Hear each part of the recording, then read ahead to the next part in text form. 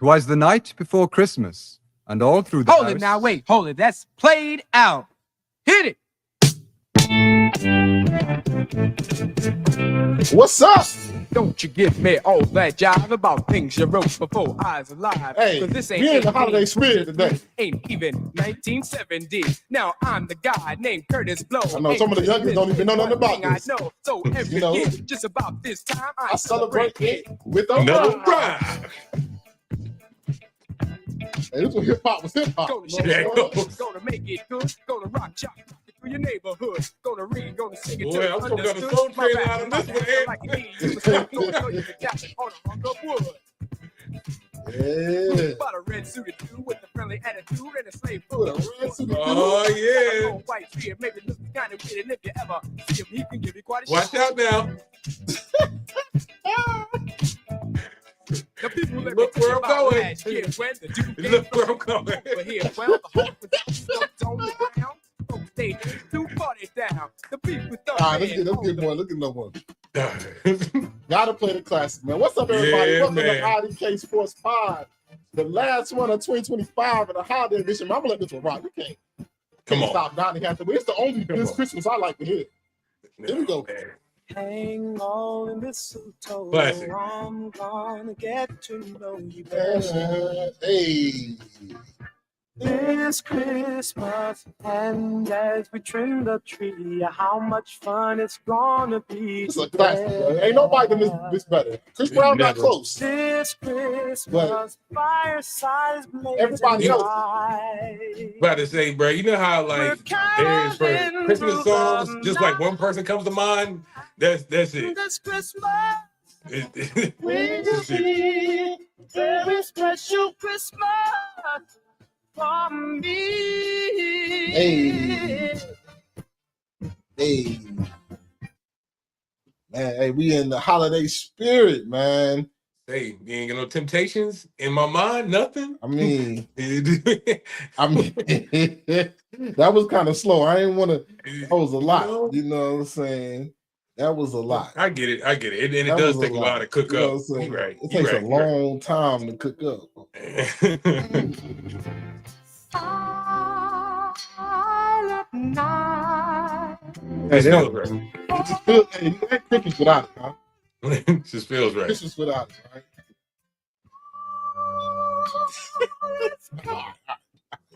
What's up, everybody? Welcome to the last episode of 2025 of IDK Yeah. Sports Live. My name is Anthony. This is my main man, Kenny. Don't What's forget up? to like, share, subscribe, because this is your premier spot to talk sports with the average guys, man. A lot of stuff going on this weekend. Got the college football playoffs coming up. As you see on the cover art, the Celebration Bowl, South Carolina State wins it once again. And you got some boxing coming up, some things that's happening there. NFL playoffs. Pictures starting to really, really add up.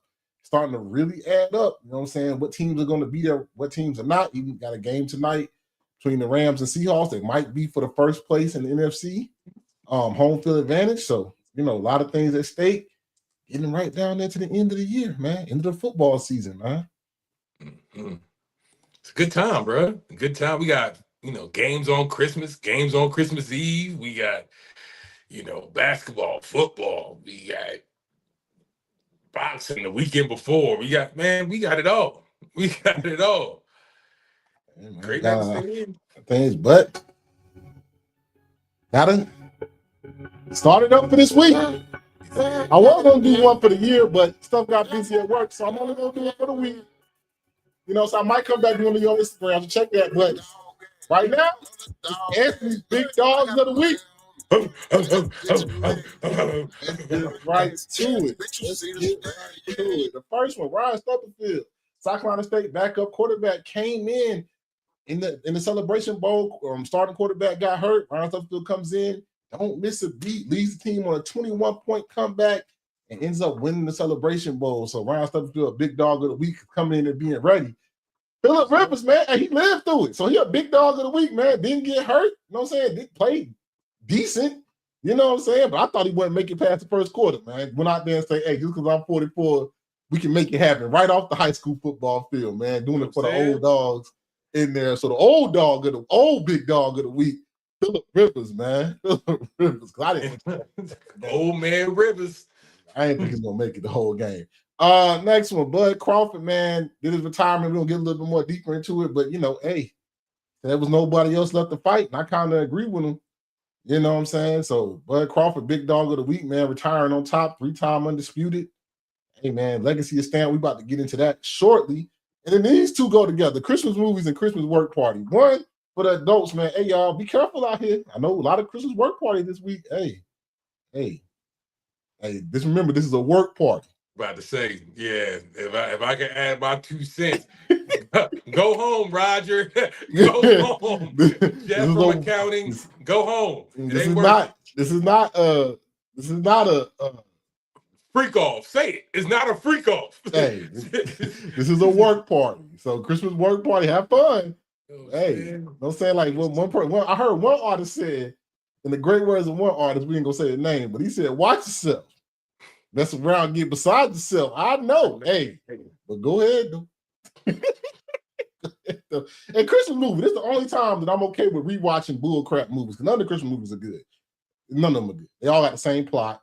Hold up. The same. I'm talking about the black Christmas movies. Same plot. Oh, brother, I don't watch those. Same plot. She comes into town. Oh, the town's the big city girl, come back home, meets a down south guy. Yeah, gotta save the town. Whoop-de-doo. You know, they fall in love. Oh, we saved the town, saved the shop. Okay, cool. You know what I'm saying? Now the OGs, Christmas Story, can watch it all the time. Anytime. All day. Rudolph, The Grinch, all those can watch those. This Christmas, the only black one I can rewatch. That is fire. Die Hard. It's a Christmas I'm about movie. to ask you, is Die Hard a Christmas movie for you? To me, yes. My man. Die Hard Christmas movie, but it's not like this is the only time I'm okay with rewatching stuff. I'm not real big on rewatching movies, but this time of the year, it's always pretty good. What's another good Christmas movie? I did the OGs. I did this Christmas. Home Alone. Home Alone is a good one. Christmas Story is the OG. If you go ask if you ask my mother, you know, Sound of Music. And, I was about to say Black and White Jones. Yeah, Sound of Music is one that gets watched. Gone with the Wind. That the one with the one down south? Yeah, some of the older movies, them older classics get watched. You know what I'm saying? So shout out, you know what I'm saying? This the whole Christmas spirit. Everybody get into it. Hope somebody got some loved ones or a group you can be with. Hope everybody have a safe and fun Christmas. You know what I'm saying? From IDK Sports, man. I don't care what it says. If homeboy pulls up with the lumberjack flannel shirt, just know your girl is taken, brother. She ain't coming back to New York City.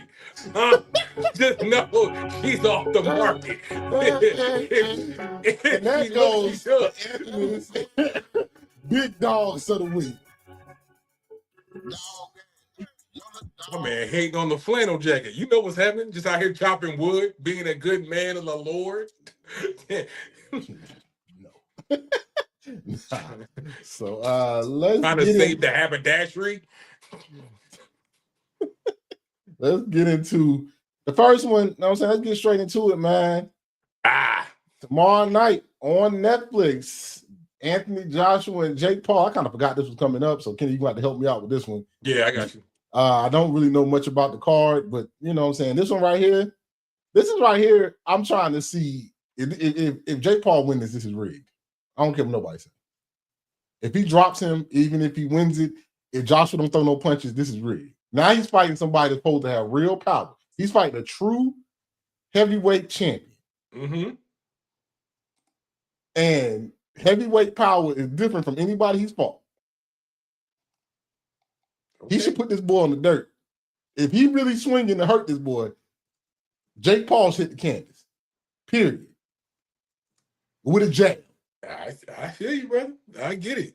But I'm gonna let you go ahead and go. You can explain the card a little bit. Yeah. You can get into it a little bit. Yeah. Now I get it, brother. Hey, look, you're right.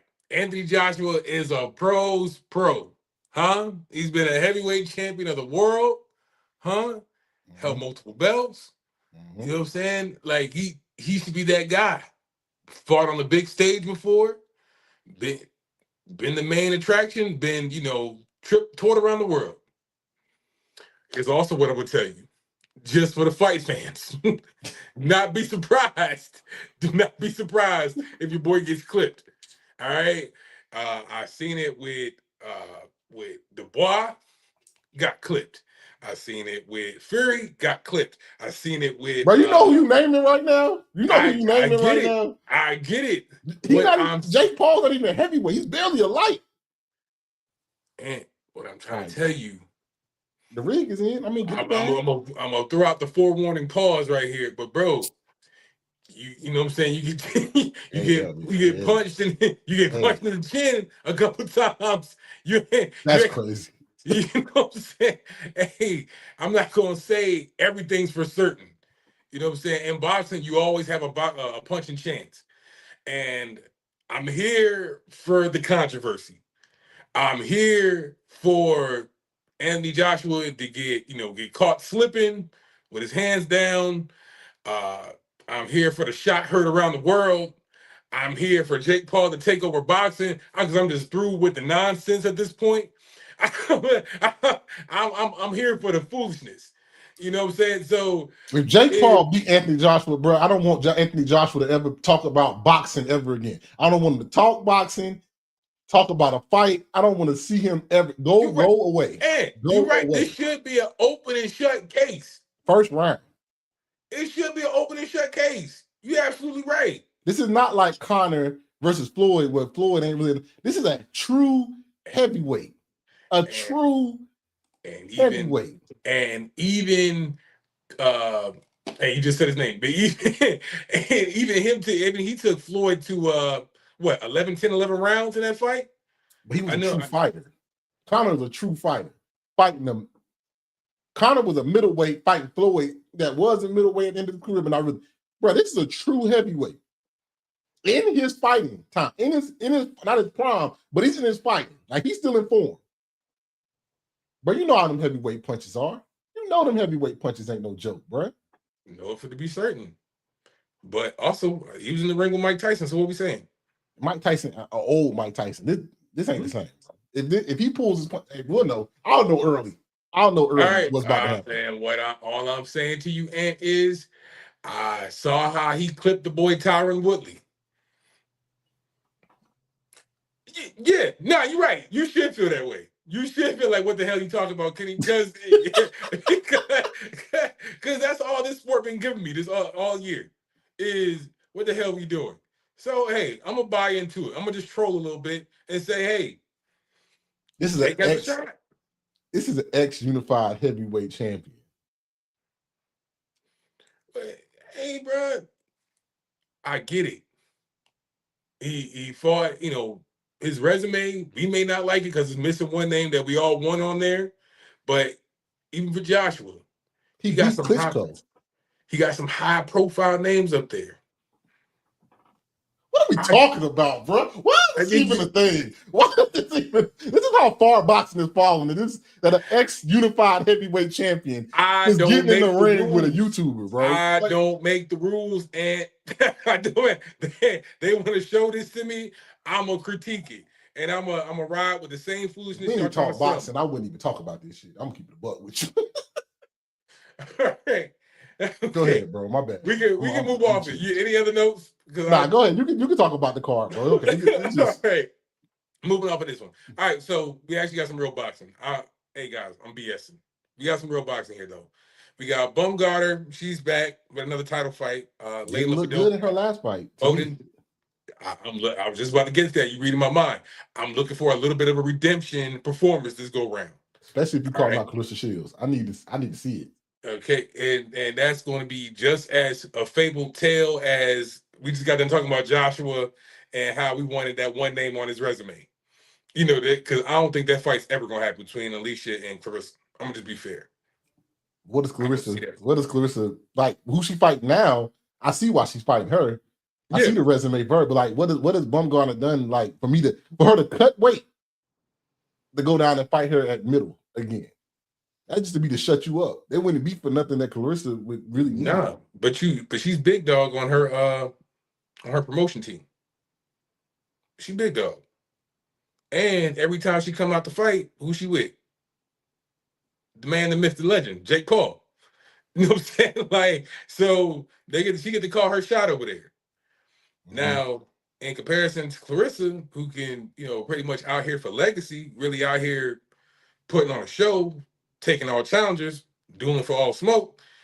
You know what I'm saying? It just looks different. But hey, at least for Alicia, bro, she gets the fights that she wants. And not for nothing, Layla is a quality competitor. She's a quality fighter. So this would be a good match. Main card, co-main. You know what I mean? So, hey, we still get a decent show outside of the shenanigans that's coming on right after. But at least with the Alicia fight, we still get a show. So I look forward to that one. And I can still return to my boxing purist with that fight on the card. Yeah. But I'm gonna tell you though, and ain't nothing else to look for after that one. So we got Anderson Silva versus Tyron Woodley. We got all right, bro. All right, yo. Hey, yo, Netflix, 8 o'clock tomorrow versus Anthony Joshua versus Jake Paul. I wanted to give you a deep dive. Hey, nah. I'm not doing this. Let's talk about some real boxing. The GOAT retired. One of the GOATs retired. I'm done. I can't. I tried, yo. I tried really hard to talk about that fight that's coming up this weekend. I forgot about it because I don't care. Okay? It makes no sense. Because either two things are gonna happen. Jake Paul will get what should happen to Jake Paul getting. Hold on, let me get Crawford up the screen. What should happen is Jake Paul should get knocked out. That's what should happen. What's probably gonna happen is the bull crap that we saw with Mike Tyson. And then that means boxing has fell to an all-time low. And I'm with Crawford. I'll retire. If I'm Tank, I'm not coming back. It's over. You don't love the game. You don't love the game. It's over. You don't love the game. I get you got. I get it's a money sport. I know I get that. If he doesn't knock this boy out, then I don't want. He shouldn't be in any. Oh damn! Darn, I threw a pick. It shouldn't be in any boxing conversation. Don't ask for no title fights. Don't ask for nothing. If you can't be the YouTuber, then you shouldn't be fighting Dylan White. You shouldn't be fighting Usyk. You shouldn't even fight Deontay Wilder again. You shouldn't fight nobody. And how many fights must Jake Paul be in for you to consider him a true boxer? Bro, come on, bro. Who has he fought? The one true boxer he fought, he lost. Brother, we talking about in the heavyweight division where almost everybody got lost, unless we talking about Usyk. All right, Kenny. All right, you got it. What they got it. Hey, they got it. They got it. Hey, bro. If he don't knock this boy out, it's rigged. I'm telling y'all now. This is from somebody that watches boxing a lot. And speaking of real boxing, one of the GOATs that I would say is one of the GOATs retired. Now, I think he retired because ain't nobody to fight. Do I think he's truly retired? If the bag is right, he'll probably come back. But Terrance Bud Crawford calls it quits. Just a great resume. That Canelo thing really cemented it for me. Can't take nothing away. That lightweight run was great. 3-time, not just 3-time division champion, 3-time undisputed champion. I think he the first one to do that, or the second one to do that? Second one to do that. 3-time undisputed at light, welter, and middle. Hey man, this is me coming from a true Earl Spence fan. You can't take nothing away from Crawford, man. Crawford is going to go down as one of the greatest boxers ever. He's up there. For me, in my lifetime, you know what I'm saying? You know how I feel Floyd is up there for me. Yeah. Andre Ward is up there for me. Yeah. Roy. Then Terrence Crawford, huh? Oh, I say, I know how you like Roy during Roy's run. Roy's run, but as far as when you start looking at who dominated, you know what I'm saying, really didn't. Everybody, that welterweight run was kind of funny, but I still think it was keep away. A lot of keep away with that, just on the wrong side of the track. Politics. You know what I'm saying? But when it was time for big fights, he dominated. I mean, big fights, he dominated. The Spence fight and the Canelo fight, he dominated. You know what I'm saying? So, truly, I think he doesn't have anything else to prove. I can't see another fight that's willing to take. The Benavidez fight, Benavidez would have to cut a lot of weight to come back down to middleweight. That's not happening. Boots was just to be another fight under his belt. Get a young gun out of here, show a young gun that, I got you. There's nobody else really to fight. Even at the welterweight division, even if he got them young guns out of here, that'd just be boasting the legacy. If I said, okay, let me go beat up Shakur, Devin, all them boys. Let me show him who's boss. He's not gonna fight Shakira, so that's not gonna happen. But there's nobody else to fight. Only thing I can see him coming out of retirement if Earl goes on like a 2-fight run, knocking jokers out, and that fight gets amped up again. He can make some money and they can fight again. That's the only way I see him coming back. And I don't think that's ever gonna happen. So shout out to Terrance Crawford, undefeated, 3-time undisputed. Goes down as one of the greatest, man. I mean, can't take that away from him. One of the greatest boxers. He'll go down as one of the greatest boxers ever. In that conversation with Floyd, in that conversation with Andre Ward, in that conversation with any great of any era, he's gonna be in the conversation. He's at the table. He has a seat at that table in any era as one of the greatest ever. Yeah, man. You pretty much covered it from top to bottom, but I'm gonna say cheers first for one of my main points, and especially being a lover of the game, a lover of the fight game for such a long time, is that I love the fact that he's walking away on his terms. I love the fact that he's walking away with all his faculties. You know what I'm saying? There's been times in the fight game where the sport will retire you. Just from the punishment, just from being beat up, the sore, the bumps and bruises, the what could be a fatal injury, what has been at times fatal injuries, taken because of boxing. As the saying goes, you don't play boxing. And one thing that Crawford did is take this game, and fought it at the highest level. Fought on the biggest stages. Fought overseas, came back, won belts, took belts. You know what I'm saying? He pushed it to the limit, and he did all that with all his senses still intact when he was ready to go. You know what I'm saying? So one, cheers to that. Cheers. My second cheers is for the resume. Hell of a resume. And Ant just ran the list down to you from lightweight up to middleweight. Shine on the biggest stages. You know what I'm saying? So hats off to that. And then my 3 is just like a pushback to the fans that was kind of, him and hawing about why now? He didn't take this fight. Where you want him to go? Where you want him to go? Benavidez, he's off to like 175, 180 something at this point. Benavidez is never fighting middleweight. He's not coming down to 160. It's just not doable. So let's just scratch that off the list. Boots, love Boots. Probably my favorite fighter in the game right now. But hey, young buck, you can't just box with God just because you're starting to build a buzz, bro. And that it wouldn't do nothing for Bud to take that fight. Honestly, if we just calling fair. You know what I'm saying? Like Ant said, all I did was just make one of y'all young guns no longer your favorite. Yeah, I'll just lose. I'll just take money off his plate. Let him have his run. See what he do with it. It's up to him now. Anybody else? Anything else? What you want him to go chase down a belt at 160? Try to go undisputed there after coming out of fighting at 168. For what? For what? There ain't no names there. I mean, there's names, but it's not too much where it's gonna break the bank. I just had in the past 3-4 years, I done had some of my biggest fights with Spence and Canelo, some of my biggest purses. You know what I mean? So there's really nothing left out there for me if I'm Crawford. So, Brad, just let sleeping dogs lie. You went on a hell of a run. You a Hall of Famer, sure shot. Let's just salute the greatness and let it be. Now, again, if you want to get on the exhibition circuit, you want to mess around and might be on the next card after Jake Paul dropped Anthony Joshua, go for it. Go for it. You know what I mean? Like, hey, at this point, bro, take a victory lap, bro. You know what I'm saying? It should be nothing serious. You want to go on a quick circuit, have some fun, go for it. But lacing them up again, you don't oversport nothing, bro. You don't, honestly. You know what I'm saying?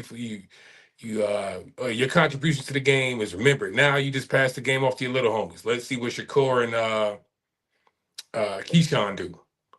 You know what I'm saying? Let them be the lead dog in the camp now. See if they can run with it. You know what I'm saying? Your buddy Shakur, he about to he got a big card coming up here in January. Keyshawn in talks to to return to the ring. So hey, bro, Let your young guns get it, man. You had a hell of a run. No stones unturned. Yeah, man. So I mean, hey, great career. Like I said, it was boxing. Look at the bag is right. Get the money right.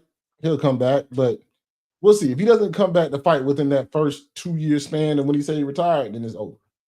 That's when I knew Floyd was over. Floyd didn't come back for like a year and a half. I said, yeah, he's really done with like true fighting. So, like I said, man, great career. Like I said, one of the GOATs. Can't take that away from him. Shout out to him. This is coming from me. You know what I'm saying? A true Spence fan. He beat my boy. You know what I'm saying? Beat him down. That's why I'm saying the biggest fights he showed up. That Canelo fight cemented it for me. Like, as he can really sit at the table, is one of the greatest in any era, because like when you needed to fight, you did it, and it was in dominating fashion against two jokers that at the time were considered especially that Spence fight. It was considered them two were the best in the world at the time. So shout out to him. Shout out to Terrance Crawford, man. Wish you the best in your future endeavors. Maybe a trainer, maybe just, you know what I'm saying, chilling, other endeavors, man. Wish you the best in whatever you got going on. Because you don't owe the boxing game nothing else, man. You don't owe the boxing game nothing else. So salute. Good deal, brother. Good deal. Up next, man, the Celebration Bowl, man. This was a really good one. Really good one. South Carolina State wins their second Celebration Bowl with a 40-38 win and 4 overtimes over Prairie View A&M. This was a great game. To go over some stats before I go over the game, like I said, Ryan Stutterville comes in for the injured William A. Atkins, 15 for 29, 234, 2 touchdowns, and 1 pick. And then Jordan Smith had a big game, 9 receptions, 152 yards, and 2 touchdowns. Prairie View A&M also, Cam Peters with another big game, 24 for 36, 412, and 4 touchdowns. And Andre Dennis was one of his favorite targets for 7 receptions, 131 yards, and a touchdown. Man, this game was a great game. Early on in the game, Prairie View A&M defense was all it was cracked up to be. That 3-3-5 with them linebackers, ton of team speed on Prairie View team. Had South Carolina State confused. They couldn't run the ball, couldn't really pass the ball, couldn't get comfortable. Then Prairie View came out there, Cam Peters and them boys was cooking. Receivers was beating the corners on the outside with ease. Got to a 21-0 lead. But Ryan Stutterfield comes in for the injured William Atkins. Got it going. Got it rolling. That's all you start to see. Oh, it's 21-7, 21-14. Oh, it's bleeding in. They came back on them. Next thing you know, it's a tied game. Now they're going back and forth. Jordan Smith for South Carolina State really got it going. I mean, South Carolina State, Ryan Stutterfield made some big 3rd and long plays for them to keep drives going, to keep that game open.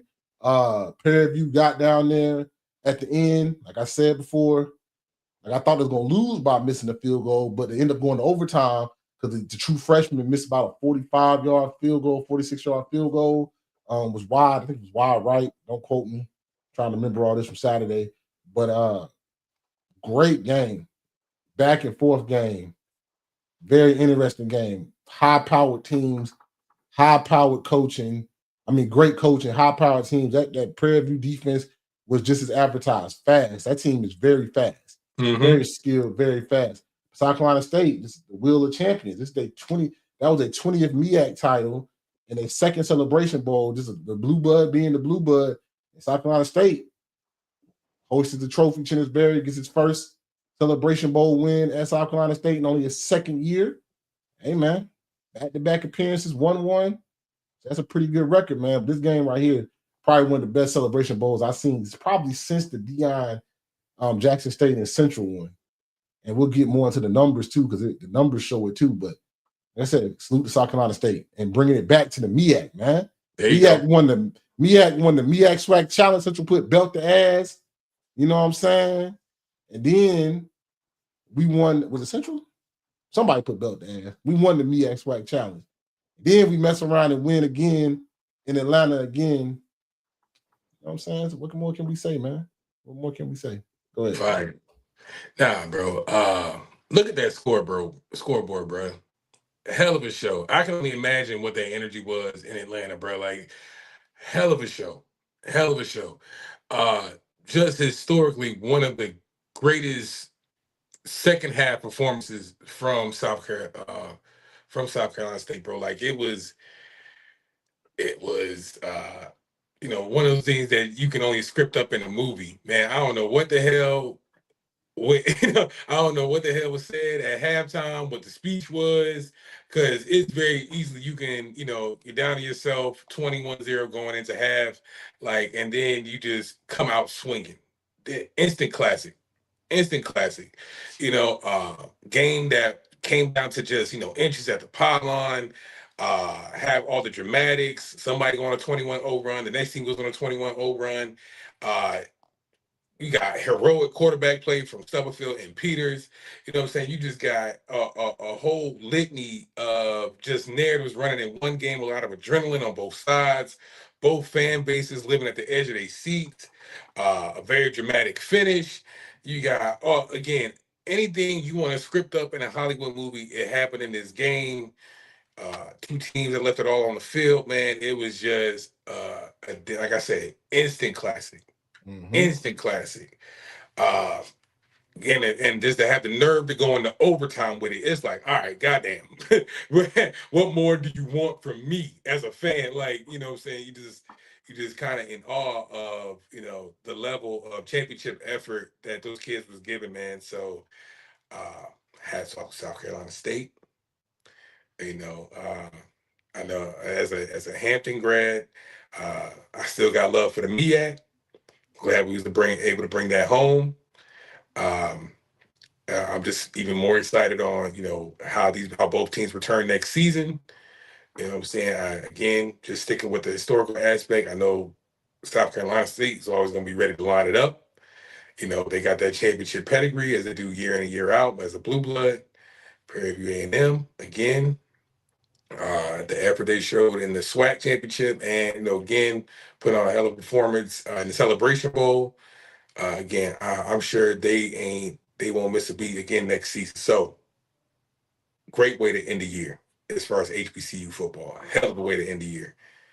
Let's start locking in and see what we're gonna do next year, fellas. Yeah. Couple things that conversation pieces in the HBCU world that I wanted to get to for this game. So this game had about 26,000 people showed up. You know what I'm saying? I knew it wasn't going to be like the 35 or 34 because Prairie View is in Houston, a little bit further away from Atlanta. But 26,000 people showed up, and everybody was talking about, the low attendance numbers, mostly Jackson State fans. But the one thing that I will say that this bowl game, unlike other bowl games, has good attendance and also had 2.3 million people view this game. The highest viewed bowl game so far out of all the bowl games, right? And it's probably going to stay the highest viewed bowl game behind, the college football playoffs. Right. At one point, it was 3 million people watching this game, right? That shows you that it is a market. For everybody that don't follow HBCU football or think it's less than, it's a big market for HBCU football. It's different from regular FCS football. All right. Yeah. Yes, they all compete in FCS, but HBCU football is its own thing. That's why this bowl game is so important, because it is really a celebration of HBCU football in Atlanta, right? So, yes, the attendance might not have been there, but it's still more attended than any other bowl game so far. And the views are there, bro. The odds are there. The odds are there, no question. The second thing is, everybody keep the same thing I said. I've been on this kind of tirade with these coaches for everybody hiring the celebrity coaches, right? Yeah. Sometimes it works out, sometimes it don't. All I know is that's two coaches from Division II football that came up in they first. Chennis Berry have been twice. Twice since he got there in South Carolina State, right? Prairie View A&M coach Tremaine Jackson came from Valdosta State and got there in his first year, right? So I know all my HBCU fans are happy that, the notoriety and the name, but are you winning games though? Because I know we not at Norfolk State. Come on. You know what I'm saying? I know it worked out for Delaware State, right? I put Dion on the outside of that, right? Because Dion had Shador come with him. And everybody keep forgetting that. That's a big piece to that. He had an NFL quarterback with him, right? Eddie George built it. Took him a minute, but he built it. So are these got people building it? Or is it time to go back to getting football coaches if you want to win? Are we more important about winning games because other FCS schools, the PWI FCS schools, are not getting these names. We're the only ones doing it. Mm-hmm. And is it panning out for us? Had our worst season in 20 years in Norfolk State. The same. Program builders. We trying to build a program, or we trying to put on a show? Terrance Bud done won the MEAC 2 years in a row since he's been there. Came name Mr. Step. They could coach. And Terrance Bud, if I had this clip, I would play it. But he said, like, ain't nobody want to ask me questions at the press conference. At the weekly press conference, they always wanted to talk to the other two celebrities. That's cool, but it's coaches on this level. It's real coaches on this level that can coach football. So I hope this is a showing that it is some coaches out here that deserve, as other coaches in the HBCU round that deserve chances as well. I'm not saying you can't get a big name coach, but this coach, I think Dr. Alvin Parker down there in Virginia Union, hopefully Howard hires him as a coach. Damn good coach. They'll produce damn good running backs. You know what I'm saying? I can't think of my man's name, John C. Smith, program builder, turned John C. Smith around. Won a championship in the CIAA. You know what I'm saying? Quinn Graves probably gonna get his shot to coach at FAMU. You know what I'm saying? It's coaches on this level. So before you go get a big name, but then you got to get a celebrity, what are you giving up for wins? I get the notoriety piece of it, but are you going to win games, or are you just going to be just as bad? Because this is, you can say, Dion, I know Tyrone Wheatley almost tore apart Morgan State program. You know what I'm saying? Like, you could get a first year like you got with Vic, or you can get Deshaun Jackson. So I just want to say that like, not saying that I'm knocking anybody hiring a superstar or NFL ex-superstar coach, but it is coaches on. Don't get it twisted that there are coaches on this level. Trey Oliver's a damn good coach. You know what I'm saying? TC at Jackson State is a damn good coach, right? Eddie Robinson's a damn good recruiter and has a good coach. Got Andrew Body and the boys, even though he's a transfer player. Alabama State had a damn good year. You know what I'm saying? We got Tremaine. Larry Scott, who left Howard, was a damn good coach. He left Howard to go to Auburn and be the tight end coach, but he's a damn good coach. You know what I'm saying? It's coaches on this level that can coach football, and this just showed right here. 2 Division II guys came up and dominated the conferences very early. So that's my little piece. Can you got anything you want to add? Hell nah, brother. Couldn't have said it better myself. You know, and you got 2 damn good coaches, 2 good ball coaches that it's not going to treat it like a stepping stone. That's the only thing I would add to that, is that while you're out there chasing the celebrity name or the for notoriety, again, it's gonna be a crapshoot. It's gonna be a crapshoot. Let's start with that. Even with and I'm sure there's gonna be a few big names that's gonna keep filtering into the HBCU ranks. It's gonna keep happening, but good ball coaches that can build programs. You know what I'm saying? Even off the field. Help mature and teach and raise these young, raise these boys to, good young men, and guys just know the environment, bro. It's different. It's different coaching at the HBCU. I was about to say, and cater to the community that they in too, to really be a pillar of that community just as well. It in the long run is more worth it. Now, I'm not saying that these celebrities can't do it, or that these big name, high profile guys wouldn't do it. I'm sure they can. But again, there's still solid coaches that coach at this level. That understand HBCUs. You're not gonna come in and expect like, when I was here, or I was here, I had this. You gotta understand the historical factor of why HBCUs don't have that, why HBCUs gotta fight for stuff. Understand that. When you understand, and then guys understand it, they appreciate it. Mm-hmm. And they know what they gotta work with, know what they gotta fight for. So that's all I'm gonna say on that. I ain't gonna get too political on this, but you know what I'm saying? I'm just showing them 2 Division II coaches that played a damn good game. And that was damn good coaching, damn good adjustments. Like coming back from 21 from nothing, you can't do that without good coaching. Not at all. With a backup quarterback. They had a game plan ready for their backup. And then they had Ryan. Ryan was the starter at the beginning of the year. Lost his job to William. And had him still ready to go. That's coaching. That's motivation. Having the joker ready in the biggest moment. Mm-hmm. You know what I'm saying? So, there it is, man.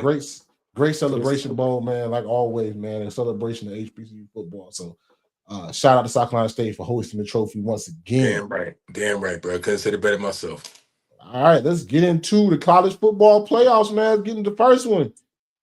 Oregon versus JMU is Saturday, 7:30 p.m. TNT. Oregon is 21-point favorites in this game. This game right here this weekend is a game that I'm hoping is close. I want to shut everybody up, but I don't think it'll be close. I think Oregon and Dante Moore kind of got it going, kind of going to out-athlete these boys a little bit. Not more than a little bit, a lot of bit. It's in Oregon. Really ain't much I can say about this game. I think JMU had a good season, but I think that 21-point spread is going to be what it is. I'm saying a blowout. You know, I hope it's not a blowout. I hope we get a good game, but I really think this is going to be a blowout, 28-7, 35-7. You know, I think the boys will put up a good fight early, but after a while, just wear you down. Yeah. You know, sometimes the talent is what it is, and there's entirely too many explosive talents just on one sideline as opposed to the other sideline. Now I get it. Let me show some love. Show some Virginia love here at that. For JMU, they got a highly efficient offense. You know, they play tough defense all year. I give them that. You know, pace and space. They can, you know, they play with controlled pacing. You know, methodical down the field. You know, they make plays when they can. You know, but sometimes you just outmatched. Now, I very well believe that 21 margin is not going to be by any stretch of the imagination a mistake. You know what I'm saying? I just think there's too much superior talent. Oregon's offense is just way too explosive. And if you want to add in just the ice on the cake, the full kicker, you got the whole field advantage this week as well. So it's just like, all right, you know, it's that final walk to, you know, to like to an end of your season. I think I don't know what the forecast is be. I'm just asking like what other factors can kind of, you know, turn the tide to this. But you know, I think the name of the game, just to kind of stay in it, is, I mean, hopefully that defense can, you know, make some turnovers, capitalize when they can, you know, pull out all the tricks out the bag if they can, you know, probably some fakes on fourth downs, you know, catch them off guard with an onside, you know, just trick plays when they can, you know, something just to put Oregon on their heels. Just to, you know what I'm saying, if you want to beat them athletically, you gotta beat them upstairs, and that's just kind of just something to put them back on their heels. And if it's not that, and like I said, the talent's just too much, this can get ugly early. So without needing to say it, I'm gonna go Oregon by you know, with a lot to a little. Yeah. The next one, Ole Miss versus Tulane. They played early in the year. Ole Miss kind of put it on Tulane. But this is Saturday, 3:30 p.m. on TNT. Ole Miss is favored by 17.5. This game is interesting, though. This game is interesting because you got two coaches that's gone. Both head coaches are gone. Ole Miss had the Lane Kiffin saga. They got their head coach and defensive coordinator, so they got the stability there. Tulane, I don't know if they hired a coach yet. I think they did. But Tulane head coach went on to Florida. But this is still interesting, though. Like, the distractions of Ole Miss, was their coach able to focus them back on the task at hand? And Tulane, can they rally without their coach and maybe catch an Ole Miss team slipping? I think this game might be a little bit closer than people might give it credit for. I still think it'll be a 2-touchdown win, but I think Ole Miss will pull away a little bit later because, like, I know they brought the offensive coordinator back. They're gonna let them play, but Lane Kiffin called the play. I'm gonna go Tulane. I mean, I'm gonna go Ole Miss gonna win this game, but I'm gonna say maybe 35-21, something like that. 28-14, 35-21. I think they don't cover the full 17.5 spread. Same. I definitely got this one like a 10-point margin. This is out of this first round of the bracket. This is the only one I have like a asterisk by, just because, again, the coaching factor. You know what I'm saying? Like, with both coaches leaving, I don't really know what I don't know what I'm going to see come Saturday. there's no. I mean, I understand that the SEC pedigree, Ole Miss tried and true. The team stays intact for the most part. But they're just not immune to an upset. You know what I mean? Like no team is just immune to an upset. So if I had to put an asterisk by one game, this would be it. Maybe again, I go back to just those outlier factors that can kind of just change the tide. Tulane can't control the clock. They can be dominant when they're, with their rushing attack. They can move the sticks. They can do things. The quarterback can get loose on a scramble that can bring some challenges to that Ole Miss defense. What I'm saying? Just some outlier factors that can like trouble the waters a little bit. But again, sometimes the inevitable is just that, the inevitable. So I got, again, Ole Miss, but then some closer than like a 17-point margin. So I'm going to go probably 10, however you want to put it. We can go, 21, 4, you know what I'm saying? 20, 24, 14, something of that nature. 35, 24, something like that. But I don't think it's going to be as of a slobber knocker as the previous game we just went over. So, yeah. I don't think so either. I think it'll be a little bit closer than people. I think it'll be close early and then they'll pull away a little later. Yeah. Get into the next one, man. Saturday noon, Miami versus Texas A&M at Texas A&M. Texas A&M is a 3.5-point favorite. So now we get into some games where they could be a toss-up. You got Miami coming in kind of hot right now, looking like the Miami at the beginning of the year. Carson Beck is not really turning the ball over like he was middle of the year. Getting the ball to that nice young receiver. That defensive line is playing better. Defense is playing better. Mm-hmm. Then you also got an A&M team. Last time we saw A&M, they did not look good against Texas. It's Marcel Reed heavy. Marcel Reed healthy. This is at Texas A&M. That's the advantage. Cal Field, but Texas A&M to the team that we saw all year long, or the team that played Texas is gonna show up. You know what I'm saying? So this is gonna be a good one.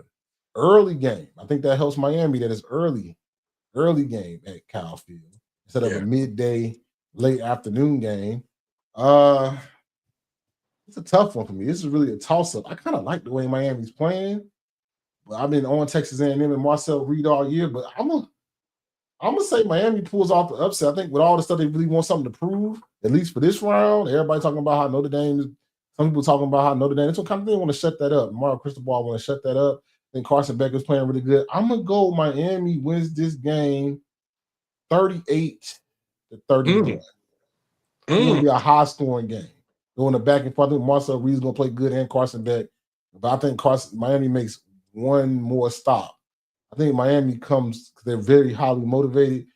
Win this game by a touchdown. I'm going to go 38-31 or maybe 34-31, like 3 points or something like that. I'm going to say 38-31. That's what I'm going to say. Miami. Yeah. Hey, that's cool. I'm not going to bury the lead here. I got A&M winning 30-24 with a costly turnover from Carson Beck to close the game.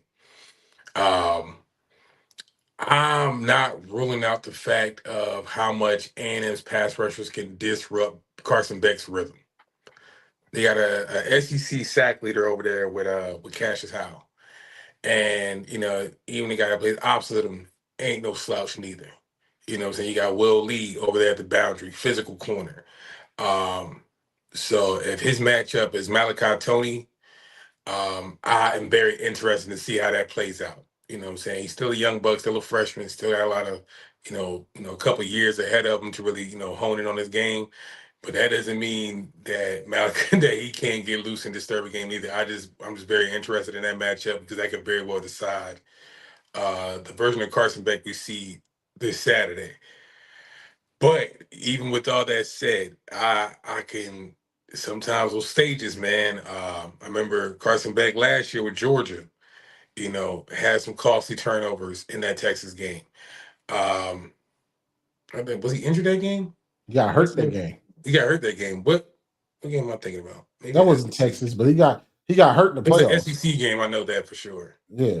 All right, but move off of that. But but nonetheless, I can see some struggles out the gate for Miami, you know what I'm saying, just to get some rhythm going. But that last showing from A&M, uh, that leaves some things to be desired, man. I'll maybe Miami feels like, oh, y'all weak point has been exposed. You know what I'm saying? Maybe some things out the cupboard been pulled out. So I'm interested to see it, man. I still think, you know, with the healthy Marcel Reed, you know, has some time off, that we can probably get back to the, you know, the greatest show on the greatest show in Texas back on, you know, back on this Saturday. But I just think it's gonna be a costly turnover that ends this game. It's gonna come from Miami. So I got A&M winning this game. I Probably just my think favorite matchup this weekend. I just think people underestimate how much Miami wants to prove everybody wrong this week. Because they lose this week, you know what's gonna happen. Everybody's gonna be like, oh, that's why Notre Dame this, Notre Dame that. I think that part of it, and when you're dealing with still young men, makes some of that's a motivation tactic. That's a real motivation tactic to say, okay, let's go into Texas and go into Cal Field and beat one of the teams that everybody said was unbeatable at one point in the year. Let's do Yeah, that. You know what I'm saying? So I it's don't a know. I it's a think daunting it's a task, man. toss up, and I think Miami high powered offense. I think Miami's gonna get it done. It's a I got daunting Miami. task, bro. However you slice it, because I think it's just gonna be a chess match again.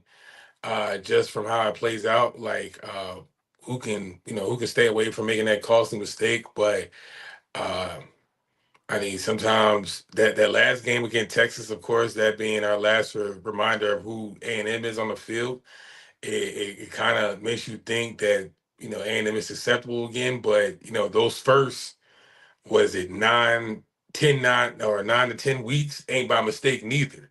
You know what I'm Mhm. saying? That dominance that they showed, you know, throughout the season, regular season, wasn't by mistake.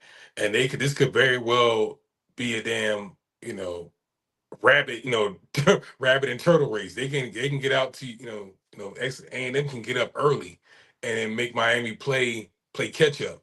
Mhm. So it can very well fall that way for me too. You know, that balance attack that Miami has is good when the defense is getting A&M off the field pretty efficiently. But if that's not working, and Marcel Reed can drive them boys on the field like they were doing during the regular season, they, this could be a damn dog walking too. This be a dog walk alert too. So we got to see. Yeah, we gotta see. So I think it's gonna be that's one of the more games I'm excited for. The next game, Friday night, Oklahoma versus Alabama, the rematch in Norman. Friday, 8 p.m. ABC. Oklahoma 1.5 point favorite, so it's basically a toss up. Uh this game right here is very interesting to me. Interesting to me because Alabama, right, can't run the football. Hasn't showed they've been able to run the football, and I don't see it happening against this Oklahoma defense. At all. But also, Oklahoma offense has not looked that well in the past 3 weeks.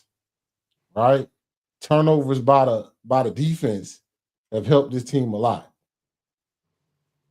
I still think it's going to take a heroic effort by Todd Simpson to have any chance for Alabama to stay in this game, and they better hope that John Mateer doesn't somehow find his form from earlier in the year. To put it like that, I don't have this game close. I got Oklahoma kind of getting Alabama out of here early, ending the year on a note. They had a good run with that stretch, but I think the way they've been playing, the way they played against Georgia, going up against another great defense in Norman, I think Oklahoma beats them again. I got this score not even close. I got Bama losing 31-14. Ooh, ouch. That damn Georgia game is damning, huh? Like the way that thing looked, it looked And that nasty. and that Auburn game. Yeah, yeah. Uh, I get it, bro. Like, cause the way I'm looking at it, like, you know, when we was coming into this topic, I was like, bro, they might shut their casket, bro. This might just be that final death of like, all right, here we go. Let's just end this foolishness now. Y'all squeaked out in Auburn. Y'all got completely destroyed against Georgia. Let's just put that final nail in the coffin and just be done with it.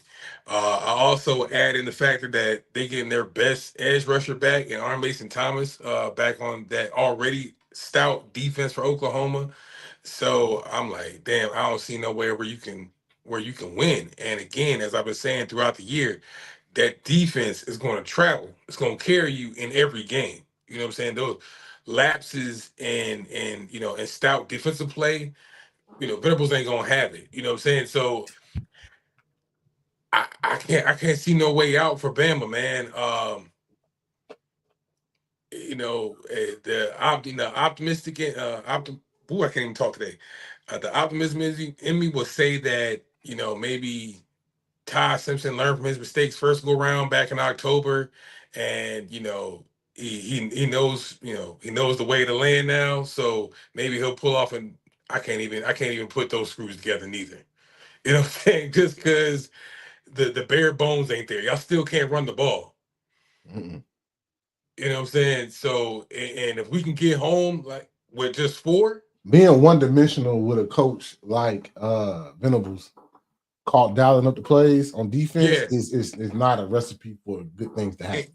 Brett, and like I said, they're probably gonna get home with just 4 this weekend. Roger, we can go in each series dropping 6, 7 at a time into coverage. Try to throw against that. Try to throw against that zone. Those zone matching schemes. Try to throw against those zone blitzes. Try to. Try to. Georgia just showed us the blueprint. Try to. And I can't see it, man. So again, I'm gonna just stick on my guns on this one, man. It's gonna be another beatdown, similar to Georgia last week. We ain't even got to run the scoreboard up. We can just call it 24-10, 28-10, something like that. We ain't I think it's gonna be at least a 17-point win. Yeah. Oklahoma beats Bama by at least 17 points. I just think it ain't working out for you. Where's your stars at? Besides Ty Simpson, where the rest of your stars at? Ryan Williams, where he at? You know what I'm saying? Jam Miller, I don't know is he gonna play this game? I don't know, but does it really matter? It doesn't matter. I just think this, like you said, this is like when Undertaker used to fight in them casket matches. This is you closing the casket on the Yeah. season. Had a good little run there. Won a lot of games. I still think they're deserving to be in the playoffs with the resume they have. But I think you're going up. You can't run the ball, and if they can't find a way to run the ball, being one-dimensional against this defense and this play caller and this head coach is a recipe for disaster. Right.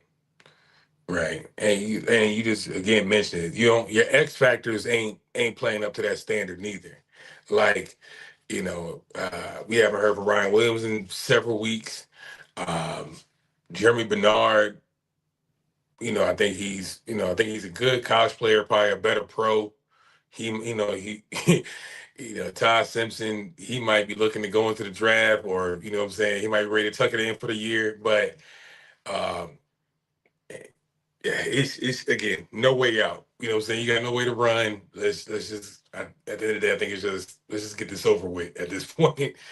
Let's just finish this up. Yeah, man. But hey, that's a good lineup. College football starting on Friday. The playoffs start on Friday. Hey, man, let's see who's gonna be the champion, man. You know what I'm saying? When we come back, by the time we come back live, it'll be the semifinals. So, you want to give a prediction? Let's give a little prediction. I personally think the team is surprised. I'm gonna give you a surprise team and who I think is gonna win it, right? Okay. My surprise team is a team I picked early. I think Miami can surprise the folks. They start playing like at the beginning of the year, can go on a little run. Because Miami at one point was sitting one of the better teams in college football. If Carson Beck don't turn the ball over, they can run. They got explosiveness on the outside. They got probably the best edge rusher in the country. Probably might be the number 1 pick in the draft. You know what I'm saying? They got talent. If Miami can go on a run and they use that fuel for motivation, they could be a surprising team that goes further than people think. You know what I'm saying? I can I don't have the playoffs. We got to play. Who they play next? Georgia? Miami, they'll play Ohio State. Ohio State. How do we feel about that? Like, you know what I'm saying? Like, neutral Well, site. either way you spin it, because I actually got I got A&M winning, but I got Ohio State being one and done. That was my shocker for the playoff bracket. They're gonna be one and done. Mm-hmm. So that's one of my surprising team is Miami. I think Miami, because that Ohio State matchup, they beat A&M, play Ohio State neutral field. Now we see where everything goes. The team that I think is going to win it,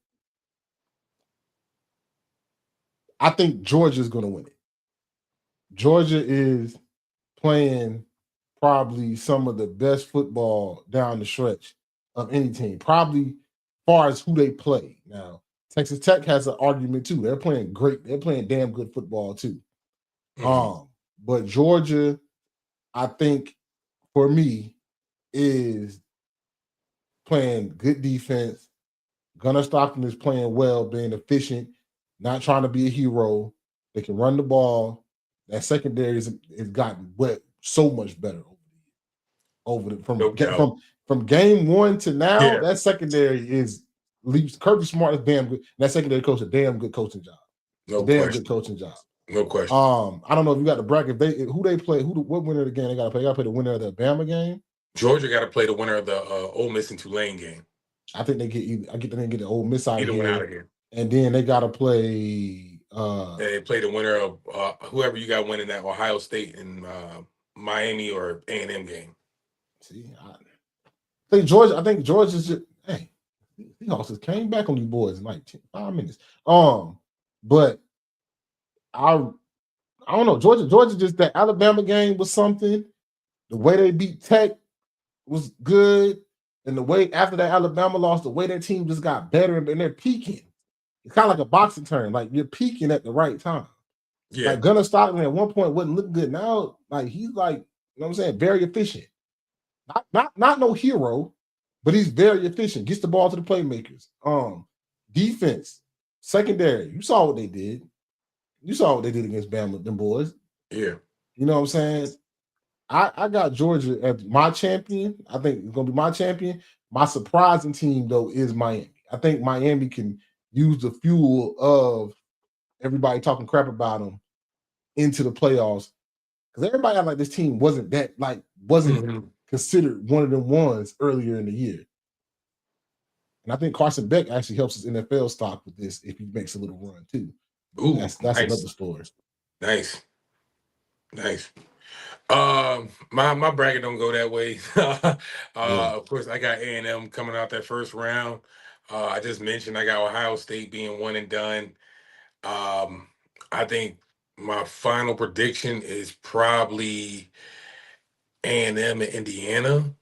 I do got A&M beating Georgia in that semifinal game. You got Indiana making the national championship? I got Indiana making the national championship. Interesting. Yeah. Just because even after it will only be interesting if Bama surprises me and beat Oklahoma this weekend. And then I'll be like, oh, that would actually really shock me, to be honest, because now we actually got, two talked about quarterbacks dueling in that game. And clearly Bama done woke up out their slumber and they're that Big Ten championship game did it for you like that? You really believe in Mendoza in that offense like that? I do. I mean, I'm just asking. This is a question. Just asking. But I don't think they match up. I think they match up well with Oregon. And I know people gonna talk me crazy and they're gonna say I don't need to have podcasts. I'm used to that. I think they match up well with Oregon. I think if they gotta play Tech, they should be worried. But that's exactly what I have it falling to, because I got Texas Tech getting Oregon out of here too in that second round.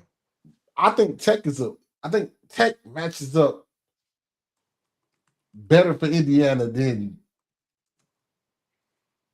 Oregon does, though. I think that defense gives Mendoza fits. I don't think he's worried. I don't think Oregon, as we saw earlier in the year, doesn't really give that to them. Yeah. To me.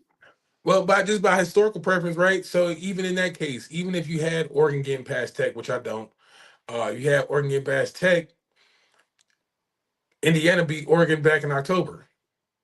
Oh yeah, that's what I'm not. I think they want to play Oregon if Indiana wins their game. over playing Tech. That's what I'm saying. I think Tech is a better matchup against Indiana than Oregon is. That's why Indiana scares me for the championship because, like, defenses, especially faster defenses, you know, might give Mendoza a little bit. I like Mendoza, but I'm not as high on him as everybody else is. Let's put it like that. Yeah. My big, like I said, if you had Miami being the biggest shakeup in your bracket, I think Bama is the biggest shakeup in my bracket because, like, again, unless they show us, I'm about to say, unless they show me something different than what the hell they put on film these last couple weeks, I just don't see it. So I got Indiana and A&M going to the championship for my full-on prediction. I can see a world where A&M just comes out and if they put on a performance, I think they will against Miami, I would have no doubt they can boat race Ohio State. Yeah, I'm not worried about them beating Ohio State. They can boat race Ohio State. I get it. And if they're going to hate you in the comments, they can hate me too because I'm going to let people be worse. I don't think either team should be worried about Ohio State. Whoever wins that game. Hey, maybe we should really dig into that because I'm not worried about either team losing Ohio State. And whoever wins that game is straight to the semifinals. I don't know if they was watching like this. If maybe we seen things in that Indiana game that was just like defense is good, but offense, nah. Saying ain't it. I'm sorry. I don't know. I know he's a Heisman finalist. He's a young cat. He a youngin. You know what I'm saying? But it's okay to say he's not there yet. Yeah. You know what I'm saying? So I said that pass rush should be there against Carson Beck. I know for sure they're gonna heat up Ohio State with that pass rush attack too. Then what do you do? So how you feel about Tech though? I like Tech. I'm nervous because they could be that Arizona State Tech, but that Tech that played BYU twice. They can score. And that defense is legit. You know what I'm saying? They can score, bro. Because if I had to pick my teams, I got Tech and Georgia playing each other in that championship game. Texas Tech and Georgia. The fans gonna hate that because that's gonna be a defensive game. Yeah, I got Texas Tech and Georgia. But like that defense for Tech is, and that offense is good. I think Tech is more of a complete team than people are giving them credit for. Mm-hmm. And I can see them making the championship run to get to the championship game. You know what I'm saying? Yeah. Let me put it like this. Tech is what people want Oklahoma to be. If Oklahoma had a better offense, I would be picking Oklahoma right now. They go further. That'd be my surprise team. I just haven't seen Oklahoma offense be good since week 3 before John Mattia hurt his hand. You know what I'm saying? That's why I keep leaving it out there. John Mattia played like Heisman candidate, how John Mattia he was early in the year. Oklahoma is a very scary football team. Mm-hmm. But that's what I see in Tech. Their quarterback is playing good. They got speed on the outside. They can run the ball. That linebacking crew is great. That defense is fast as hell. That's why I think he gives that they get after Mendoza. I think Mendoza is good when he can have time. And I don't think he's gonna do nothing special. I'm sorry. I know he won the Heisman. I don't think he's gonna do anything special to beat a team that's putting them on the dirt. Yeah. You know what I'm saying? I think people not giving Tech credit. I can see a world where Tech is in the championship game. Ooh, money well spent. Yeah, money well spent. But I could also see me like a neutralizing agent too, because the same way we don't speak about Tech's offense, in comparison to how we just praise their Tech's defense. I don't think people speak about Indiana's defense as much neither. You know what I'm saying? Smaller. They're small too, though. You know what I'm saying? I get that. But also what we did with Ohio State, you know what I'm saying? That got to count for something. This is what scares me about Indiana defense, right? Against Penn State, they played against a bigger offensive line, and they kind of let them boys run on them a little bit. The boys got kind of active. That's the close game they had. Now, they could have been lulled to sleep with the Big Ten schedule. I get that. That is a smaller team. They're fast, but it is a smaller defense. Mm-hmm. So Indiana, who they got to play? The winner. Indiana got to play the winner of Oklahoma and Alabama. Now you playing against a bigger SEC style, because you can't be small and playing SEC, right? Now you playing against a fast, a bigger offensive line and a bigger defensive line. I want to see how it works.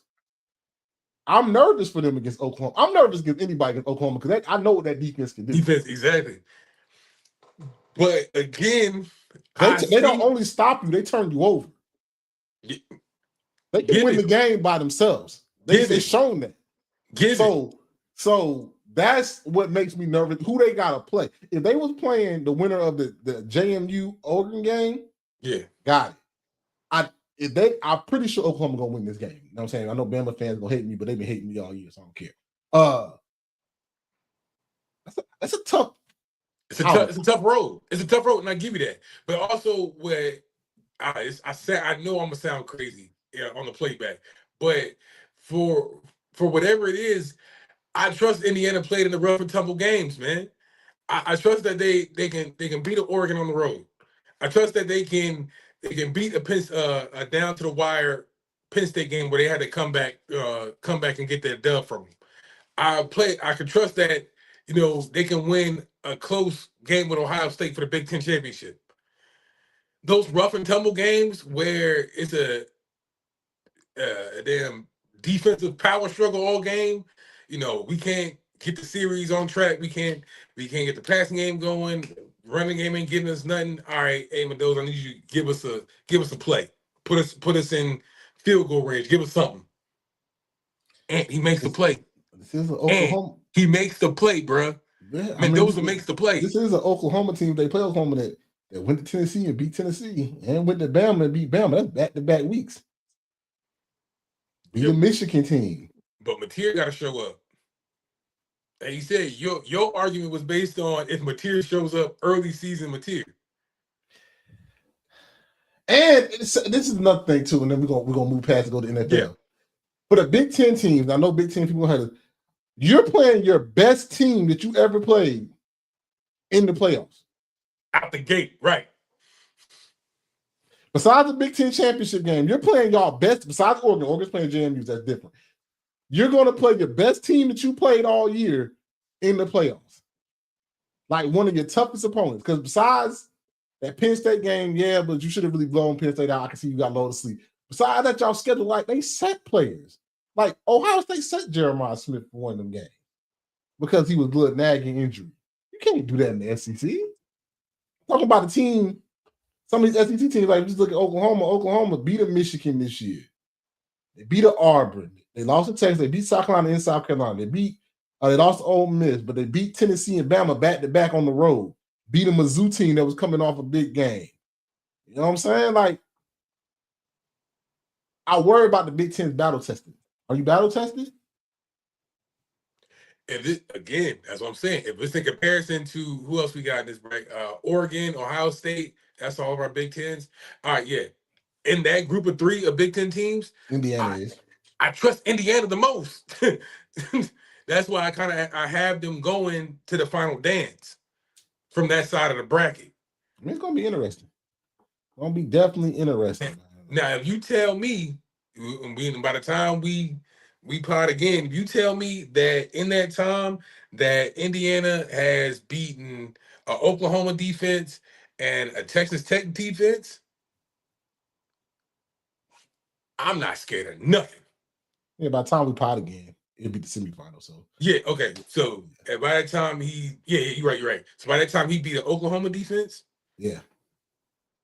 After facing that vaunted Ohio State, after he just doing that, I'm not scared of nothing. Yeah, I mean, we'll see. It's gonna be interesting. Gotta play the games though. That's what it is. Coming down now, gotta play the games. Let's get to the NFL stuff off the rip. If I get the storylines, the pick'em is over. I'm conceding. Kenny won.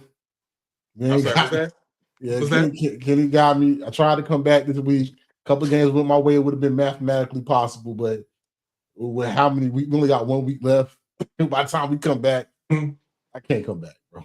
So you won 45-36, 39-41. I just wanted to be 500, but 2 games under 500. Kenny wins. You know what I'm saying? I'll give you 30 seconds. You know what I'm saying? All right. Yeah, that's enough. You can shut up now. Here for my victory speech. It started on a late night. I saw a speckle in my father's eye. You know, the rain was pouring, the thunder was clapping, the lightning was striking, and then a king was born. You know, here I am, world, Kenny Ware in the flesh. And then ever since, I've been shitting excellence and pissing thunder. You know what I'm saying? So this is just another example of me being high on my throne. You're welcome, world. Here we are again. You know what I'm saying? Chumps jump up to get beat down. And that's what happened to my dog. So play with something safe. Hey, bro, that's Don't 30 play seconds. in traffic. Don't play with me. 30 seconds. Dang. I was doing the math. I wasn't even gonna put this slide up for real. I said that's 8. All right. Let's get into some of the storylines of the NFL. Let's see which one I'll put first. Patrick Mahomes go down with an ACL injury, and the question is the Chief dynasty over? And I think so, man. And it's a great run. We can talk about how it's over now and we can recap how the run was, but I think this is like so poetic how this ends, right? You got an older Travis Kelce. Yeah. That can't really run the ball. And now Patrick trying to be Superman and Hurts injuries to that knee. And I think that's just, not saying I want the man to get hurt, but this is just. You wouldn't say die, bro. It's just like the confirmation of how it ends, man. How it ends. Patrick Mahomes is down. Now it's time. Chiefs fans, you had a good run. Now it's time. Not saying you're going to be like sorry or nothing, but now it's time to rebuild. Get younger. I still like their receiving core. I think the offensive line could get better. And then they have a lot of injuries on the offensive line this year. Yeah. The defense is really good. I think they could use another corner to help your boy out. They need a running back. They need a dynamic runner. They need to go get like a Brees or somebody off H-N if he's on the market for trade. Yeah. They need to go get them a dynamic running back to help him out. But hey, man, I'm gonna let it pass to you, but I can't take nothing away from the Chiefs, man. It's hard to go to the championship that many times, let alone winning. That's very hard to do. That's very, very hard to do. And I think just the culminated of them long runs, eventually it's gonna catch up with you. So probably it's a well-deserved rest for them, man. Wear and tear. And I even have to say this to some of my Eagles fans, bro. Like, the league is not set up for you to do that year in and year out. Look at the Lions to play that many games. Like, even if you look at something as simple as the draft order, you pick at the back end of each round. Schedule. The schedule. The Lions schedule just shows Gauntlet. how the league ain't built for this. Gauntlet. You know what I'm saying? Like, you play late into the season every year. Then you're only getting like the bottom of the heap of talent every year. You playing the toughest games. You're on the road for the toughest games. You're in the worst conditions. You're your cap space. You can't re-sign everybody. Like, the league literally is not set up to have a return victor every year. So that goes for the Chiefs this go round. And I'm literally repeating it to my Eagles fans that's so up in arms right now. The league is not set up for that. But just sticking to the topic here, for the Chiefs, you have nothing to hold, to let your head hang low for, bro. Like, because, you know what I'm saying, going, what was it, like 3 out of 5, something crazy, as far as Super Bowl runs, and, having a superstar quarterback face of the league, and everybody's getting endorsement deals here and there, and you still got a core there in-house. Bruh, it's cool. Yeah. Everything's going to be all right. Now you getting Patrick Mahomes on the other side of 30. Again, now for a guy of his talent, I still don't see no decline in where he can go and where he can take this team. Now we're just gearing up for the second half of his career. I'm not even trying. I doubt if he'll be medically cleared to play at any part next season, but I wouldn't even try it. Sit down for a season. He might come back next year. I literally, I'm just saying my suggestion. I literally wouldn't even try it.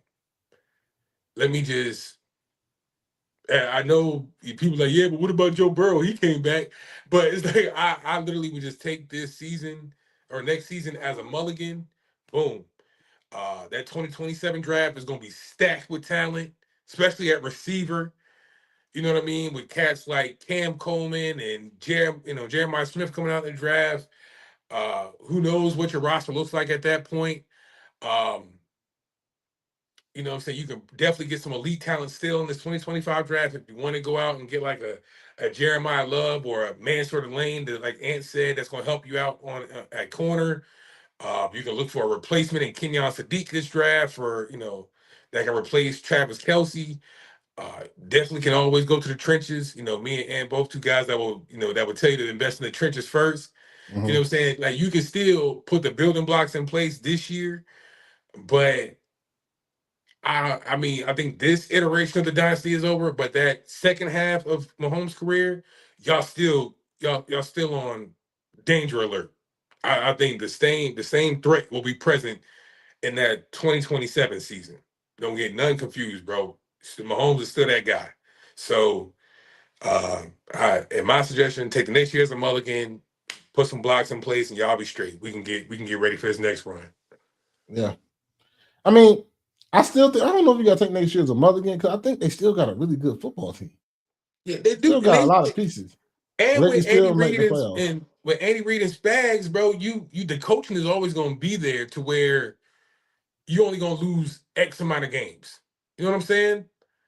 Yeah, it depends on where they're at. If like he come back week 4 and they're or week 5 and they're like in contention, I mean, football too unpredictable to like take a year off.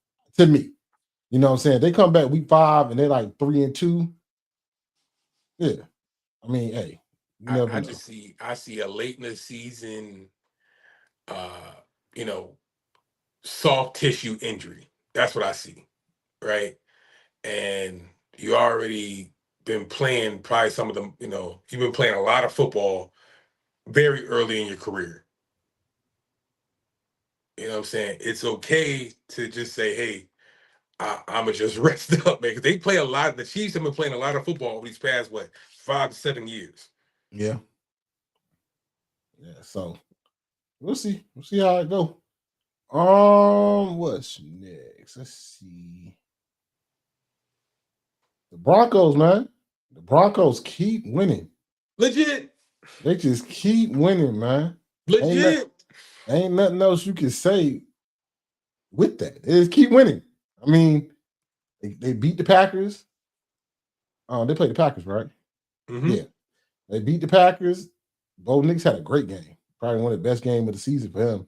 And they just found ways to win, whether it's a defensive struggle, whether Bo got to show up and play good. Like they're probably the most complete football team I see in football. You know what I'm saying? They complement each other. They can run the ball. They got talent on the outside. That defense is legit. That secondary is amazing. And the Broncos legit Super Bowl contender, man. Like in my eyes, they're legit. They're a legit team. I don't think there's any question that they're legit or not. And that team is they just keep finding ways to win, man. Really ain't much else I can say. But the Broncos keep winning.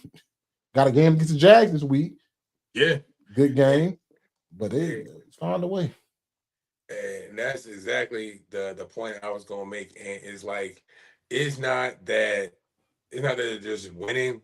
They're beating competitive teams. They're beating Chiefs. They're beating the Texans. They're beating the Eagles. They're beating the Chargers. You know what I'm saying? Like you know what I'm saying? They're playing against competitive, playoff teams and getting the dub, beating the Packers. You know what I'm saying? So it's like you can't say they're not battle tested. They can't say that, they haven't had multiple comeback victories. You know what I'm saying? They can't say going into overtime still getting the dub. Like they're getting the job done week in and week out. And they can come off, they also can just come out and just have a stellar performance, right? They also can come out and dog walk the Cowboys 44-24.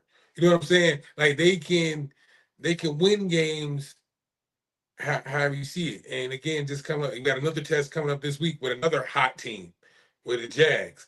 And after that, of course, you got the Chiefs, you got the Chargers just to close out the season. But again, they're number one in the conference for a reason. You know what I'm saying? And their schedule has been nothing to sneeze at, bro. They've been getting it done week in and week out. And bro, I gotta say, they are legitimate team. Yeah, man. Keep finding ways to win. Number one in the AFC right now. Keep finding ways. Which one is this? This one interesting to me. A possible playoff eliminator game. The Steelers still trying to fight for that AFC North Division title, and the Lions, who just had a crazy schedule. They playing something every week. They playing somebody nasty. I mean, every week, and then they're fighting for their playoff lives because their division, which we'll get to a little bit, has two contenders in it. This one right here is interesting to me. They both these teams cannot afford to lose this game. Both these teams cannot afford to lose this game. I personally think the Lions' offenses look good. That defenses look decent. Steelers sometimes just find ways to win. I think this game is in Detroit. If I'm not misunderstanding, but I got the Lions kind of winning this game by at least 10 points. I think the Steelers gonna put up a good effort because pros play really well when they know they need to win a game. Yeah, but the Lions, I think, are the more contending team, just in a tough division. 8-5, they cannot afford to go 8-6. I'm gonna go Lions by a 10-point win to keep their playoff hopes alive. If they lose this game, it's basically over for them. Yeah. Nah, if you were just cap their last 4 games going into this game with the Steelers, bro, like by no stretch of the imagination is that it wasn't for a lack of trying, or I think they went 2 for 2 as I'm looking at these last 4 games. Mm-hmm. You got the Giants, Packers, Cowboys, Rams. Off top last week, that game against the Rams, bro, like you dealing with one of the hottest offenses in the league. Mm-hmm. You know what I'm saying? Sometimes there's nothing you can do about that. Mm-hmm. But again, putting a 44-point thumping on the Cowboys, you know what I'm saying, a tough division game with the Packers. Then you had another offensive downpour against the Giants, bro. Like they're gonna be able to score. And I see the same thing happening this week. They can probably rout Aaron Rodgers and just close the door shut on the Steelers this week. Or no, they still a division leader. I'll take that back. So I think they survive another week, staying in contention, battling to the end. And these last 2 weeks for the Lions is really going to determine, because you got 2 division games left this year. One next week against the Vikings and the final week against the Bears. And boy, oh boy. You need these next 2. You need them. Even if you have a bit of the oopsies against the Steelers, you need these next 2. Yeah, I think they lose this. I think they lose to the Steelers. It's the NFC 2. Like, who you gonna take out? Like, because you're talking about the Packers is gonna be in there. Packers and Bears probably both getting in. Only at least one wild card spot left. It's between them and the Niners, because the Niners are in the same position with the Lions right now. Niners got 9 wins, and this this game tonight. That's a great game if you're watching it. It's for like basically first place. So both these teams gonna be in the playoffs. Yeah. And then the Niners got 10 wins, I think, 10 or 9. So you fighting for a playoff spot. So we'll get into the playoff picture in a minute here, but that game was interesting for me to see what was going on with that. Let's get into big NFC North showdown, man. Big NFC North showdown. Jordan Love, Caleb Williams, the 2 guys, the young guns. The Packers was my early team to be a surprise team to maybe make it a little bit further in the playoffs. They're still really good. Mike is down, so the other guys are going to have to step up. Xavier McKinney is playing great football back there, safety. That man is playing the best safety in the game. Jordan Love got his targets back. All the targets are healthy. Can't make the interceptions, though. I had an interception last week that killed him.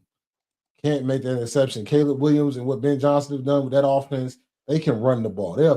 They're a physical football team. They're a very physical football team. They can run the ball. Got 2 600-yard rushers on that team. Then you add a DJ Moore, Duze, Luther Burden, who I told y'all at the beginning of the year. Again, another thing from IDK. I told y'all that was a great pickup by them. I saw him at Missouri. That man was nice. And he making plays. Meduze is making plays. DJ Moore is starting to get back into action. They can run the football. That defense is nice.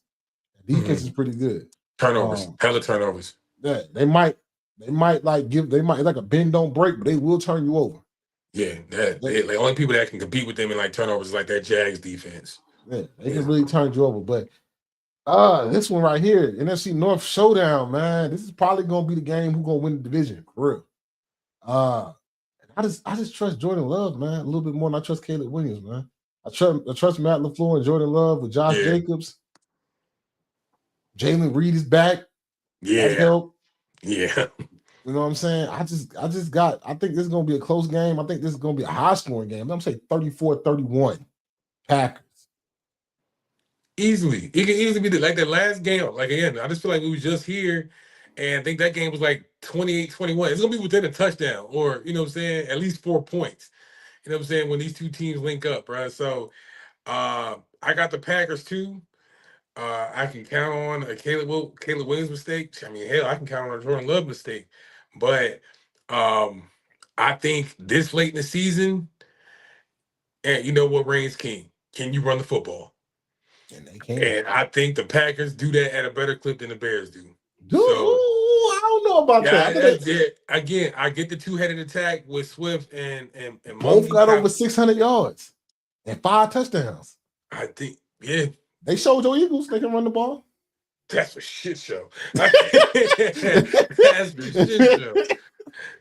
I just like I like the dual threat. I mean, hell, I think Josh Jacobs almost got the Eagles out of here alone by himself. So I would say where this game. I was about to say where this game at, but it don't matter. It's gonna be cold. So yeah, either way, man. But for the record, it's gonna be in Chicago. We had Soldier Field for this one. So cold shit. I trust Josh Jacobs, even in the matchup where just consistent. Jordan Love has all his weapons at his disposal. I just trust the consistency of Josh Jacobs. You're looking at another 1,100-yard season. Quiet as kept. Double-digit touchdowns. You talk about like, Bama running backs. Quiet as kept. What? Quiet as kept what? Josh is up there for Bama running back. Over who? Over Mark? All right, come on. So wait a minute. Hold up. So Derek, you got Derek, of course. Number 1. Derek, number 1. Who's number 2? Mark. Mark is better than Josh? Yes. Consistently, Josh, I think for the past 5 years, been top 3 in rushing. You want me to? Oh, you want me to pull up the stats? Are you talking about like Mark when he was like still splitting carries with Deuce McAllister? What Mark are we talking about? I mean, Mark always split carries. That's another knock. It's another knock. Mark always. Josh Jacobs he was at the Raiders. And then he split with who? Reggie? He still split though, right? The Josh. It's what I'm saying. Reggie wasn't getting that many touches in New Orleans. That's a lie. Nah, come on, Cap. Let's be honest. How many? Outside of what? 10, 12 touches a game compared to what Mark? I guarantee you that Josh Jacobs, like in they same, bro. Josh is up there. Josh is probably one of the better Bama running backs of recent years. Because the Raiders consistent at the Raiders, consistent with the Packers. Change that whole Packers team. If the Packers don't have Josh Jacobs, the Packers team, and when they went to Jordan Love, they needed a running back. They needed somebody to be consistent in running the ball. That helped Jordan Love in this transition. They don't have Josh Jacobs. When Josh Jacobs added to the team was the way like that. But you know, when they start talking about Big Trust, what happened? What happened when they start talking about Big Trust? Who got there? So we're talking about pop culture. I'm talking stats. When folks are screaming Big Trust, what happened? I mean, I ain't gonna lie. Now, as far as like culture, hey, that's lit. Big Trust. Big Trust. And that's before Derrick Henry got there. And he was still sharing carries with my man from Arkansas. So, you know, Alex Collins. Yeah, you're right. I know. Hey, man, this is one close to my heart, man. They should have won last week, the big NFC South showdown. Bucks, Panthers. Whoever win this game probably going to win the division. Ain't no problem. Going to win the division. That's a fact. I'm about to say. That's a Ain't fact. no problem. Whoever win this game is going to win the division. Point blank, period. You got the young guns versus the vets. I mean, you can't get it's young versus seasoned vets. You can't get no Let's difference. go, Ed. Let's go. You really can't get no difference. You got the young Terrance McMillan going up against the tried and true Mike Evans. Come on. You got Baker going against Bryce. Well, you know what I'm saying? You got Vita going against Derek Brown. It's really a cut and dry young guns versus the vets. And who is the young guns going to be? And I like this. To be the champ of the South, you got to beat the champ. I love this. I love this. Hey, if you want the young guns going to show it, hey, do it right here against the champs. Get them out of here. And this is gonna be a great game. I think it's gonna be a great game. I think it's gonna be a back and forth game. I think it's gonna start off slow and ramp up later. Yeah. Love the way Rico is playing right now. Love the way Chuba don't even get carries like this. Like it's more like 70-30 now. You know what I'm saying? Terrance McMillan playing great. Xavier Leggett is making catches when he need to. Not number one. Just had to play Robin. That's all you had to do. And that secondary for the Panthers up there. They're not talking. They're burying the lead, and that's one of the most elite quarterback tandems in the league right now. They're not really talking about it. They really like that. So I'm gonna go with my Panthers in another high score. 38, 34, 34, 31.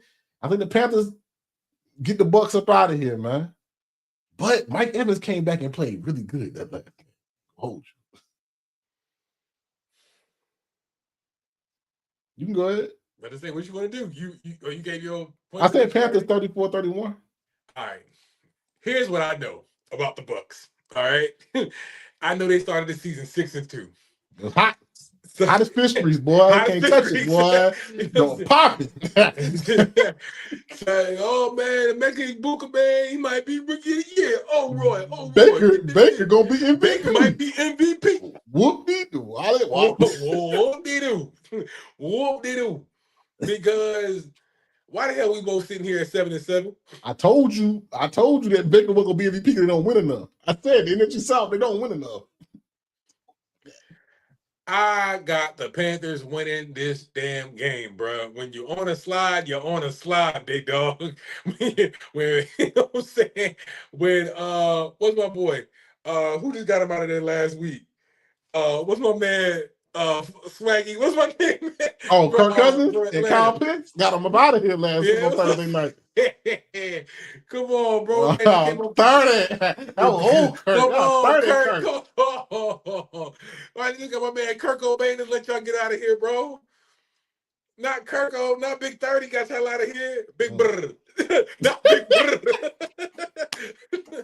Kirko got y'all out of here last week on Thursday. Yeah, man. Oh, man, nah. I'm going to trust that the slide continues, bro. And I got Mike Evans getting locked up. That's how much I trust this Panther secondary, bro.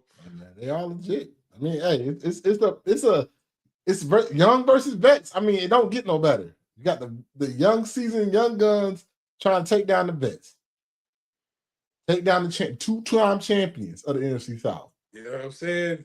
So this is literally a game for it all, bro. This is probably, I slept on this one this week, but I like this matchup. Yeah, good matchup. Very, very good matchup. Let's get into it real quick. The playoff picture after week 15, you got the Broncos at number 1. This game right now will determine who be number 1 at the end of the night. But right now, the Rams are at number 1 in the AFC, in the NFC. Broncos number 1 in the AFC. On the AFC side, you got the Patriots versus the Texans. I didn't talk about the Patriots. Took a L to them Bills when they was up 21-0. Mm-hmm. Played a good team and lost. I'm just saying. The Jags, bad weather game, and it was a bad weather game. They both playing bad weather though. Yeah, so that don't.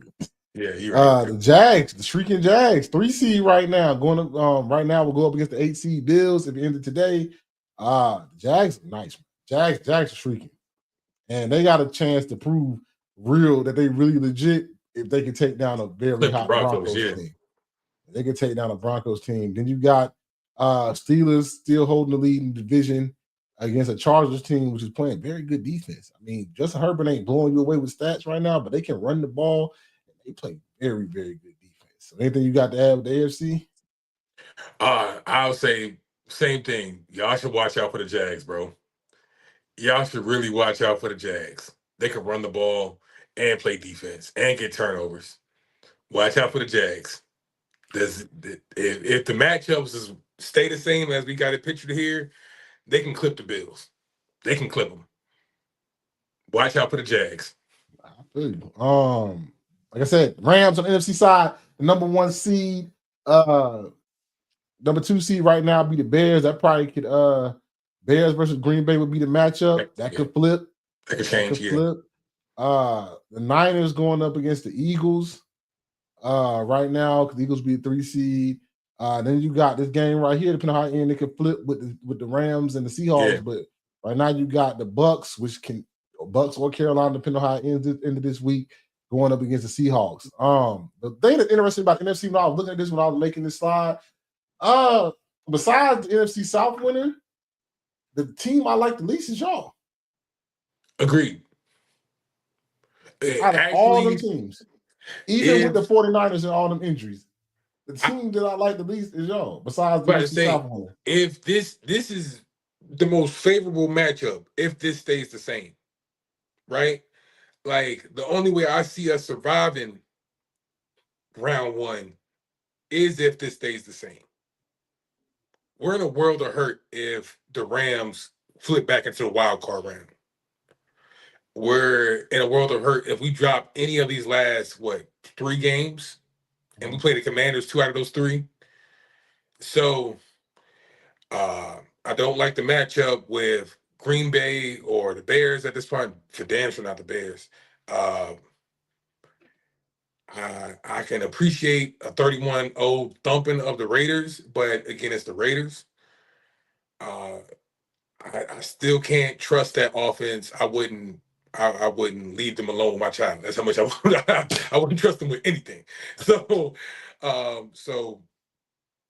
I agree, man. I think the Niners, those 10 dubs, ain't by mistake. Shout out to Kyle Shanahan. That boy can put a team on the field, boy. I swear. Brock Purdy is starting to play a lot better. He's starting to warm up a little bit. Yeah, he is. So I intend on, unless the Eagles can show me some of these last 3 games, yeah, they should be afraid, be very afraid. But you get a home playoff game. Well, it doesn't mean nothing if Brock Purdy come in there and start going yard on him, walk out with like 294 and 3 tuds. Don't mean nothing. Yeah, man. So that's the playoff picture. All right, let's get into it. Kenny's start them and sit them, man. The last one probably of the regular season, because by the time we come, we might have one more. Yeah, season's over. Yeah, we might have one more before this. So let's go with the first one. Let's go with stardom. All right, man. One of the highly contested matchups of the weekend. We just got done talking about it, man. Lions playing for their life, bro. 4:00 on Sunday, man. I got my stalwart of Jameson Williams. Had a big game last week, and I don't see nothing to be afraid of against the Steelers. I don't see nothing. Even with a jabbering Jalen Ramsey and a physical Joey Porter, bro, I still got my boy going, catching a deep bomb from Stafford. Not Stafford, Jesus Christ, Jared Goff this week, bro. So I expect a very productive weekend from Jameson Williams, bro. So please add him to your starting lineup. I know something else that needs to be mentioned.